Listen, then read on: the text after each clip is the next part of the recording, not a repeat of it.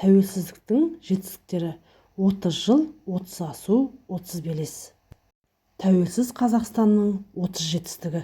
29 тамыз 1991 жыл Семей ядролық полигонының жабылуы. 16 желтоқсан 1991 жыл Тәуелсіздік күні. 2 наурыз 1992 жыл Қазақстан Біріккен Ұлттар ұйымына қабылданды. 6 шілде 1994 жыл Астана күні. 1993 жылы 15 қарашада ұлттық валюта теңге айналымға енгізілді. 30 тамыз 1995 жылы референдумда Қазақстанның конституциясы қабылданды. 1995 жылы Қазақстан халықтарының ассамблеясы құрылды. 1999 жылы жоғары оқу орны талапкерлері үшін ұлттық бірыңғай тестілеу жүйесі енгізілді. 1997 жылы Қазақстан 2030 стратегиялық бағдарламасы бекітілді. 2012 жылы Қазақстан 2050 стратегиясы таныстырылды. 2000 жылы Қазақстандағы ең үлкен жоба Қашаған мұнай-газ кен орны іске қосылды.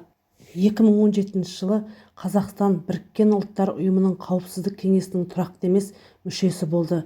2018 жылы Біріккен Ұлттар ұйымына төрағалық етті. Қазақстан 100-ден астам елге 2500 тауар экспорттайды. Қазақстанда туу көрсеткіші 60%-ға артты. Қазақстандықтардың орташа өмір ұзақтығы 64 жастан 72 жасқа ұлғайды. 100 миллион шаршы метрден астам тұрғын үй, 1500-ден аса мектеп, 2700-ден аса балабақша қолданысқа берілді. 2010 жылы Қазақстан Европадағы қауіпсіздік және ынтымақтастық ұйымының председателі болды. 2010 жылы 1 желтоқсанда Астанада Европадағы қауіпсіздік және ынтымақтастық ұйымының саммиті өтті.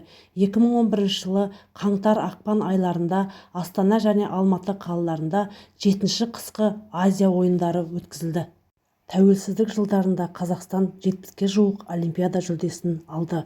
2012 жылы Қазақстан әлемнің 50 бәсекеге қабілетті экономика қатарына енді. 2017 жылы Қазақстанда халықаралық мамандандырылған экспо көрмесі өтті. 2014 жылы Еуразиялық экономикалық одақ Қазақстанның бастамасы бойынша құрылды. 2015 жылы Қазақстанның тұңғыш ғарышкері Тоқтар Аубәкіров пен Талғат Мұсабаевтың ізін жалғап, 3-ші қазақ Айдын Айымбетов ғарышты бағындырды. 2015 жылы Қазақстан халықтарының сауда ұйымының толыққанды мүшесі атанды. 2015 жылы 7 желтоқсанда Қазақстанның бастамасымен Біріккен Ұлттар ұйымының бас ассамблеясы ядросыз әлем қарудың жалпыға ортақ декларациясы қабылданды. Тәуелсіздік жылдары Қазақстан әлемнің 182 мемлекетімен дипломатиялық қарым-қатынас орнатты. Қазақстан халықаралық жетекші ұйымдарға мүше. Біріккен Ұлттар ұйымына, Европада қауіпсіздік және ынтымақтастық ұйымы, Тәуелсіз мемлекеттер достастығы, Еуразиялық экономикалық одақ, Шанхай ынтымақтастық ұйымы, ұжымдық қауіпсіздік туралы шарт ұйымы. 2018 жылы Ақтауда Каспий саммиті өтті. 2018 жылы 25 қарашада Қазақстан алғаш рет Евровидение 2018 балалар байқауына қатысты. 2018 жылы рухани жаңғыру бағдарламасы жарияланды және жүзеге асырыла бастады.